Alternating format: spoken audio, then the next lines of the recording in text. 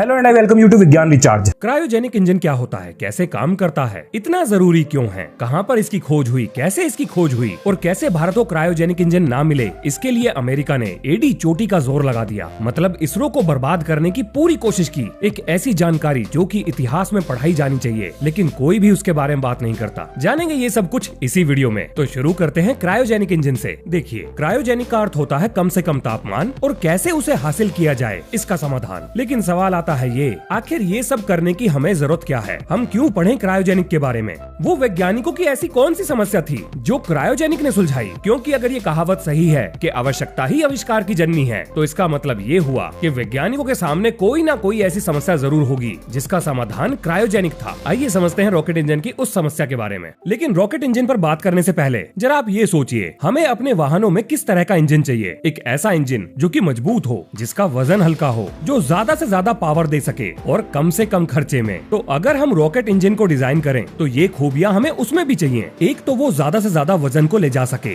दूसरा ज्यादा से ज्यादा लंबी दूरी तक जा सके, और तीसरा मजबूत होने के साथ साथ कम खर्चीला भी हो, यानी वजन में तो हो कम और काम करे टनाटन। अब रॉकेट इंजन के वो हिस्से जिन्हें हम अलग अलग अलॉय की मदद से बना सकते थे, हल्का बना सकते थे, हम वो कर चुके हैं। यानी अगर इंजन का वजन फिक्स हो गया है तो अपने रॉकेट को हम और हल्का कैसे बनाएं? तो इसमें रोल आता है रॉकेट के ढांचे का। मान लेते हैं कि हमने अपने ढांचे को भी ठीक तरह से डिजाइन कर लिया, यानी जितना वजन कम हो सकता था हमने वो कर लिया। और अब आते हैं हम उस चीज पर जिसकी वजह से क्रायोजेनिक का निर्माण हुआ। पहले समझते हैं समस्या को। अब इस चीज को समझाने के लिए रॉकेट इंजन पर आधारित मैं अपनी ही पुरानी वीडियो का एक हिस्सा यहाँ पर लगा रहा हूँ। आपको सारी चीजें बड़े अच्छे समझ में आ जाएंगी। आइए सबसे पहले जानते हैं कि रॉकेट इंजन ही स्पेस के लिए क्यों चुने गए। क्योंकि रॉकेट इंजन को अपने फ्यूल को जलाने के लिए ऑक्सीजन को एटमॉस्फेयर से लेने की जरूरत नहीं पड़ती। रॉकेट इंजन मुख्यतः दो प्रकार के होते हैं, सॉलिड और लिक्विड प्रोपेलेंट पर आधारित। चलो सबसे पहले जानते हैं सॉलिड प्रोपेलेंट का रॉकेट कैसे काम करता है और उसमें कौन सा केमिकल इस्तेमाल होता है। सॉलिड फ्यूल पर आधारित रॉकेट बहुत ही ज्यादा सिंपल और भरोसेमंद होते हैं। एक बार आग लगाने के बाद जब तक फ्यूल का एक एक कण जल नहीं जाएगा तब तक उसको रोकना नामुमकिन है। ऐसा कौन सा फ्यूल और ऑक्सीडाइजर इस्तेमाल होता है इसमें? सॉलिड फ्यूल पर आधारित रॉकेट इंजन में तीन मेन चीजें होती हैं। पहला फ्यूल, दूसरा ऑक्सीडाइजर और तीसरा उन दोनों को आपस में बांध के रखने वाला एजेंट। सॉलिड रॉकेट फ्यूल आमतौर पर एल्यूमिनियम पाउडर, RDX और अमोनियम नाइट्रेट या परक्लोरेट से मिलकर बनता है। पर बड़ा सवाल ये है, इसको जलाने के लिए ऑक्सीजन कहां से आएगी? देखो, शुरुआत में इन्हें जलाने के लिए एटमॉस्फेयर की ऑक्सीजन का इस्तेमाल किया जाएगा, लेकिन उसके बाद इनकी केमिकल रिएक्शन से ही ऑक्सीजन इन्हें मिलती रहेगी। अब जान लो सॉलिड रॉकेट फ्यूल का फायदा। इस तरह के ईंधन पर आधारित रॉकेट बहुत सिंपल होगा, लेकिन इसका एक नुकसान भी है। आप इसकी रिएक्शन को कंट्रोल नहीं कर सकते। अगर एक बार चला तो ईंधन खत्म होने तक चलता ही जाएगा। अब बात करते हैं लिक्विड प्रोपेलेंट पर बेस्ड रॉकेट की। अगर आप नॉर्मल तापमान पर लिक्विड रॉकेट फ्यूल को स्टोर करते हैं तो हम रॉकेट को लिक्विड प्रोपेलेंट बेस्ड रॉकेट कहेंगे। लेकिन अगर हम गैस को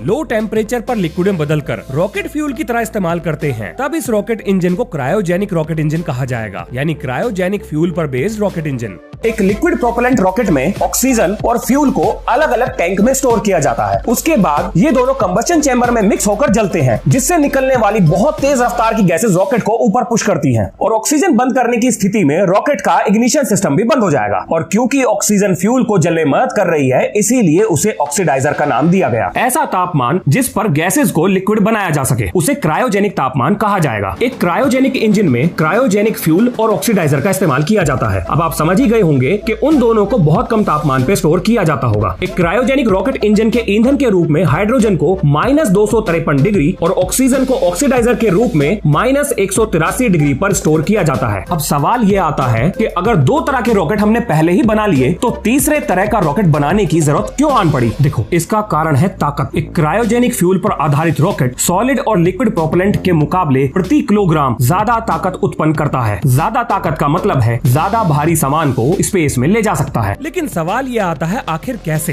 सिर्फ ये बात कह देने से कि क्रायोजेनिक इंजन ज्यादा ताकत उत्पन्न कर सकता है, ये चीज तो पता नहीं चलती कि ऐसा कैसे हो रहा है। आइए समझाता हूँ। यहाँ पर कॉन्सेप्ट आता है कैलोरीफिक वैल्यू का। कैलोरीफिक वैल्यू का अर्थ है प्रति किलोग्राम फ्यूल को जलाने पर कितनी ऊर्जा उत्पन्न की जा सकती है। अगर अगर हम न्यूक्लियर फ्यूल की बात ना करें तो हाइड्रोजन ही वो फ्यूल है जो प्रति किलोग्राम सबसे ज्यादा ऊर्जा उत्पन्न कर सकता है। यानी अगर मैं 1 किलो डीजल जलाता हूँ तो मुझे 45,000 किलो जूल की ऊर्जा मिलेगी, लेकिन 1 किलो हाइड्रोजन जलाने पर मुझे 1.5 लाख किलो जूल की ऊर्जा मिलेगी। लेकिन हाइड्रोजन तो गैस है और गैस को स्टोर करने के लिए चाहिए हमें बड़ा टैंक। लेकिन अगर हम टैंक को बड़ा कर देंगे तो वजन बढ़ जाएगा और हम रॉकेट के वजन को बढ़ने नहीं दे सकते, क्योंकि अगर रॉकेट का वजन बढ़ गया तो इस बढ़े हुए वजन को ऊपर ले जाने में ज्यादा फ्यूल खर्च होगा, यानी फायदा होने के बजाय नुकसान होगा। तो अब हमें हाइड्रोजन को लिक्विफाई करना पड़ेगा ताकि उसे छोटे टैंक में स्टोर किया जा सके। अब हम -253 डिग्री सेल्सियस पर हाइड्रोजन को लिक्विफाई कर देंगे। ये हाइड्रोजन का क्रायोजेनिक टेम्परेचर है। ऐसा करने से हाइड्रोजन का टैंक छोटा हो जाएगा और ज्यादा से ज्यादा हाइड्रोजन उसके अंदर आ जाएगी, उसका वजन भी कम हो जाएगा। तो रॉकेट इंजन से जुड़ी हुई ये थी वो समस्या जो क्रायोजेनिक के द्वारा सुलझाई गई। एक रॉकेट इंजन में 5 बेसिक हिस्से होते हैं, जिसमें से 2 हिस्सों में फ्यूल और ऑक्सीडाइजर को भरा जाता है। तीसरा हिस्सा होता है पंप का, जो फ्यूल और ऑक्सीडाइजर को कंबस्शन चैम्बर तक लेके आता है, और ये कंबस्शन चैम्बर आपका चौथा कंपार्टमेंट है। इसके बाद आता है रॉकेट इंजन का 5वां हिस्सा, जो है एक नोजल, जिससे बहुत तेज रफ्तार से एग्जॉस्ट गैस बाहर निकलती है और रॉकेट को ऊपर की तरफ धकेल देती है। और आज की डेट तक भी इन्हीं 5 हिस्सों को मिलाकर रॉकेट इंजन को बनाया जाता है। जैसा कि आपको पता है, रॉकेट के एग्जॉस्ट से निकलने वाली गैसेस उसे ऊपर की तरफ पुश करती हैं। लेकिन क्या आपको पता है, एक रॉकेट अपने एग्जॉस्ट से निकलती हुई गैसेस की स्पीड से ज्यादा तेज ऊपर की तरफ जाता है? थोड़ा कंफ्यूजिंग है ना? देखो ध्यान से सुनना। रॉकेट के एग्जॉस्ट से निकलने वाली गैसेस रॉकेट को ऊपर की तरफ पुश करती हैं, या मैं यूं कहूं कि एक्सेलरेट करती हैं, तो भी गलत नहीं होगा। अब रॉकेट के इंजन से निकलने वाली गैसेस की रफ्तार तो सेम रहेगी, लेकिन रॉकेट को रोकने के लिए एटमॉस्फेयर का फ्रिक्शन और रॉकेट का वजन घटता चला जाएगा, जिसके कारण रॉकेट की रफ्तार बढ़ती चली जाएगी। ये रॉकेट का वजन घट कैसे रहा है? लगातार जलता हुआ फ्यूल घटता जाएगा और रॉकेट हल्का होता ही जाएगा। इन्हीं 2 कारणों की वजह से रॉकेट की रफ्तार बढ़ती ही चली जाती है। रॉकेट इंजन से ज्यादा पावर लेने के लिए आपके पास सिर्फ 2 ही ऑप्शन हैं। या तो आप टैंक के अंदर का प्रेशर बढ़ाते चले जाएं, या फिर टैंक से प्रोपेलेंट को बाहर फेंकने की रफ्तार को बढ़ा दें। अब टैंक के अंदर प्रेशर बढ़ाते जाओ और थर्स्ट भी बढ़ता जाएगा, जिसकी वजह से उसकी मोटाई बढ़ती गई और रॉकेट भारी होता चला गया। और इंजीनियर्स के लिए ये दूसरा वाला तरीका पहले वाले से ज्यादा आसान था, इसलिए टैंक के रास्ते में एक पंप को फिट किया गया। पर इस पंप को बहुत तेजी से रन कराने के लिए बहुत ज्यादा ऊर्जा की आवश्यकता थी। अब ये ऊर्जा आएगी कहां से? आप जानकर हैरान हो जाओगे। अब जो इंजीनियर्स ने किया, उन्होंने इसी टैंक से एक छोटा सा पोर्शन फ्यूल और ऑक्सीडाइजर का लेकर एक मिनी रॉकेट इंजन इस पंप से कनेक्टेड टरबाइन पर लगा दिया, जिसने इस टरबाइन को घुमाया और इस टरबाइन ने मेन रॉकेट फ्यूल के कंबस्शन चैम्बर में जाने की रफ्तार को बढ़ा दिया। पर क्या यहाँ पर कोई भी चीज गर्मी से पिघलेगी नहीं? एक और समस्या ये रॉकेट इंजन से मेरे दोस्त। Welcome to science of rocket engine. क्यों ना हम यहाँ पे एक काम करें, ऑक्सीजन की सप्लाई को थोड़ा कम कर दें और फ्यूल को बढ़ा दें, या उल्टा भी कर सकते हैं, फ्यूल की सप्लाई को कम कर दें और ऑक्सीजन की सप्लाई को बढ़ा दें, जिससे तापमान कभी भी इतना ना बढ़े ताकि वो पंप असेंबली को मेल्ट कर सके। और इस सिस्टम को प्री बर्नर बोला जाता है। इससे पंप असेंबली का टेम्परेचर तो कंट्रोल हो जाता है, लेकिन काफी सारा फ्यूल और ऑक्सीडाइजर वेस्ट हो जाता है। क्यों ना इस पंप से निकलने वाले एग्जॉस्ट को इंजन के मेन एग्जॉस्ट से जोड़ दे, ताकि कुछ तो फायदा पहुंचाए। इससे हमारे दोनों काम हो जाएंगे, पंप असेंबली भी नहीं पिघलेगी और कंबस्शन चेंबर में फ्यूल की रफ्तार भी बनी रहेगी। पर कमाल की बात सुनो, अगर आपने पंप असेंबली के एग्जॉस्ट को मेन कंबस्शन चेंबर में डाला तो भैया पूरा रॉकेट इंजन बर्बाद हो जाएगा। वो कैसे? क्योंकि पंप असेंबली से निकलने वाला एग्जॉस्ट ऑप्टिमम फ्यूल और ऑक्सीडाइजर के रेशो से नहीं बन रहा, और ऐसा हमने इसलिए किया था ताकि पूरा का पूरा सिस्टम पिघल ना जाए। तो उससे निकलने वाला एग्जॉस्ट भी गंदा होगा, जो कंबस्शन चेंबर में मौजूद नोजल्स को गंदे धुएं से जाम कर देगा। अब इसका सिर्फ एक ही इलाज था, क्यों ना पूरी की पूरी ऑक्सीजन को पंप असेंबली से गुजारा जाए, लेकिन बहुत थोड़ी सी फ्यूल की मात्रा के साथ, ताकि टेम्परेचर इतना ना बढ़ जाए कि पंप असेंबली पिघल जाए। अब इससे ये होगा कि पंप से निकलने वाला एग्जॉस्ट गंदा नहीं होगा और उसको कंबस्शन चेंबर में डालने पर कंबस्शन चेंबर के नोजल जाम नहीं होंगे, और ये ऑक्सीजन पंप सेट से होती हुई कंबस्शन चेंबर में जाकर फ्यूल के साथ रिएक्ट करके बहुत जबरदस्त थर्स्ट प्रोड्यूस करेगी। ये तो थी कुछ बेसिक समस्याएं। एक रॉकेट इंजन वाकई में बहुत कॉम्प्लेक्स मैकेनिज्म है। लेकिन अगर एटमॉस्फेरिक फ्रिक्शन और प्रेशर से टकराने वाली चीजों का तापमान बढ़ता है तो रॉकेट प्रोपेलेंट को स्टोर करने वाले टैंक का तापमान भी बढ़ना चाहिए, यानी टैंक को फट जाना चाहिए। लेकिन ऐसा होता नहीं है। क्यों? वो इसलिए क्योंकि जिन 2 टैंकों के अंदर लिक्विड हाइड्रोजन और लिक्विड ऑक्सीजन को रखा जाता है, उनके ऊपर पॉलीयूरिथेन की मोटी चादर चढ़ाई जाती है। और आपको ये पता ही होगा कि पॉलीयूरिथेन वजन में बहुत हल्की होने के साथ साथ जबरदस्त थर्मल इंसुलेटर होती है। लेकिन जैसा कि हम जानते हैं, ऐसा कोई भी मटेरियल नहीं जो रॉकेट इंजन से निकलने वाले एग्जॉस्ट के द्वारा पैदा किए गए टेम्परेचर से ना पिघले। तो फिर रॉकेट इंजन क्यों नहीं पिघलता? तो उसको ठंडा रखने का काम भी यही लिक्विड ऑक्सीजन करती है। जैसा कि आप जानते हैं कि इसका टेम्परेचर बहुत कम है, तो हम पतले पतले पाइप की मदद से इसको इंजन के चारों तरफ घुमाते हैं और उसके बाद ये इग्निशन चैम्बर की तरफ जाती है। अब क्योंकि ये काफी कम तापमान पर थी, तो सिलेंडर से निकलने के बाद ये अपने चारों तरफ की चीजों के तापमान को काफी कम कर देती है, जिसकी वजह से रॉकेट इंजन नहीं पिघलता।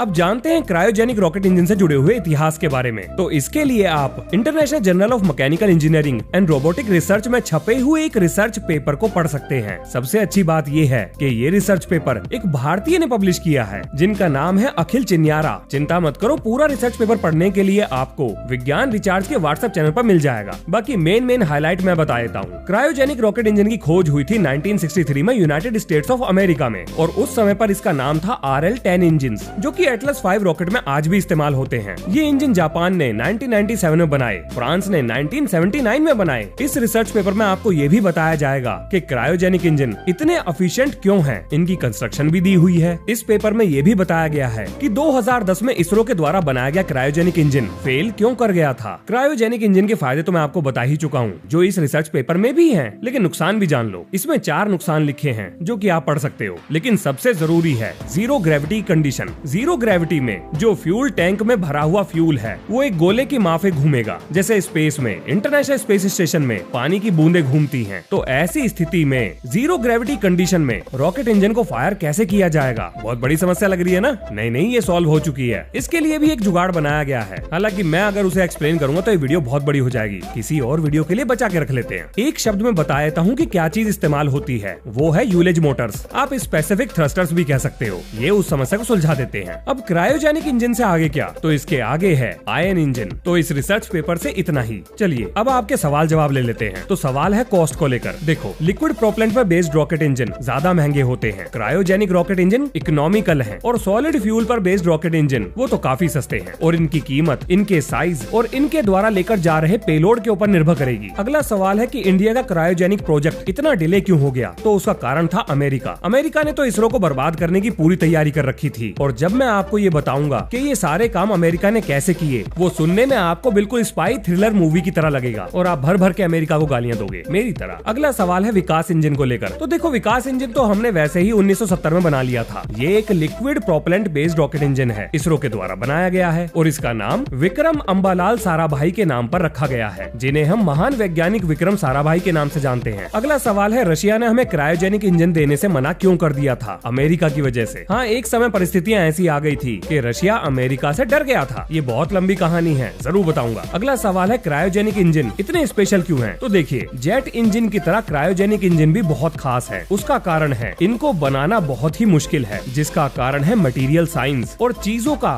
सही तालमेल बिठाना, जो कि वर्षों की रिसर्च और ट्रायल और एरर से पता लगता है। लेकिन अगर हम आज के टाइम में ये सब शुरू करें तो उसमें बहुत सारा कीमती समय चला जाएगा। इसीलिए भारत पैसे खर्च करके टेक्नोलॉजी ट्रांसफर करके अपने आप को अपग्रेड कर रहा है, ताकि वो उभरते हुए देशों के साथ कम्पीट कर सके, जिसमें कोई भी बुराई नहीं है। बहुत सारे बच्चे ट्यूशन लेते हैं, एक्स्ट्रा कोचिंग लेते हैं। किस लिए लेते हैं? पैसा खर्च करते हैं ताकि वो कंपटीशन में आगे जा सके। तो भारत भी पैसा खर्च करके टेक्नोलॉजी ट्रांसफर कर रहा है। मेरी नजर में इसमें कोई बुराई नहीं। एक बार टेक्नोलॉजी आ जाने के बाद हम उसके ऊपर रिसर्च बड़ी आसानी से कर सकते हैं। अगला क्वेश्चन है नंबी नारायण जी को लेकर। देखिए, उनके साथ तो बड़ा गलत हुआ, और जो मैं आपको इतिहास की बातें बताने वाला हूँ उसमें उनका भी नाम आएगा, तो चिंता मत करो, सब बताऊंगा। अगला सवाल है इस इंजन की रेंज। तो देखिए, आपने कितना बड़ा इंजन बनाया है, कितना फ्यूल लेकर जा रहे हैं, वो कितना पावरफुल है, इन्हीं चीजों पर निर्भर करेगा कि ये इंजन कितनी दूर तक जाएगा। और आखिरी सवाल है क्रायोजेनिक स्लीप को लेकर। तो क्रायोजेनिक स्लीप के ऊपर बहुत सारी कंपनीज ने अपने पेटेंट रजिस्टर करा लिए हैं, और कुछ बहुत अमीर लोगों ने, वो होते हैं ना जिनके पास पैसे की कोई कमी नहीं, उन्होंने क्रायोजेनिक स्लीप के लिए पॉड भी खरीद लिए हैं। पर ये कितनी कामयाब होगी, इसका जवाब तो तभी पता लगेगा जब कोई इसके अंदर सोएगा और 300-400 साल बाद जागेगा। कंपनी के हिसाब से ये बिल्कुल काम करती है, पर भैया जब तक कोई चीज अपने आप को प्रूव न कर ले तब तक उसको शक्की नजरों से ही देखना चाहिए। अब चलते हैं सबसे इम्पोर्टेंट हिस्से पर कि भारत, अमेरिका और रशिया के बीच में ऐसा क्या हुआ था जिसने इसरो को बर्बाद करने की पूरी कोशिश की थी। वो अमेरिकी जासूस जो रशिया और भारत दोनों में मौजूद थे, उन्होंने क्या किया था, कैसे हमारे वैज्ञानिकों के साथ अमेरिका ने खेल खेला था, ये मैं आपको दूसरे वीडियो में बताऊंगा, क्योंकि ये कहानी बहुत बड़ी है, बहुत लंबी है। चिंता मत करो, ये वीडियो कल ही आएगी। इसे देखने के बाद आपको अमेरिका पे गुस्सा भी आएगा, अपनी सरकार पे भी गुस्सा आएगा और दुख भी होगा कि ये चीजें हमें बताई क्यों नहीं जाती, और जिन किताबों में ये चीजें बताई गई हैं उनका जिक्र भी कोई नहीं करता। पर चिंता मत करो, मैं बताऊंगा, किताब का नाम भी बताऊंगा। इसरो के संघर्ष से जुड़ी हुई कहानी आपको 25 जनवरी 2024 को जानने को जरूर मिलेगी। कल वीडियो जरूर आएगा। मिलते हैं नेक्स्ट वीडियो में। जय हिंद, जय भारत।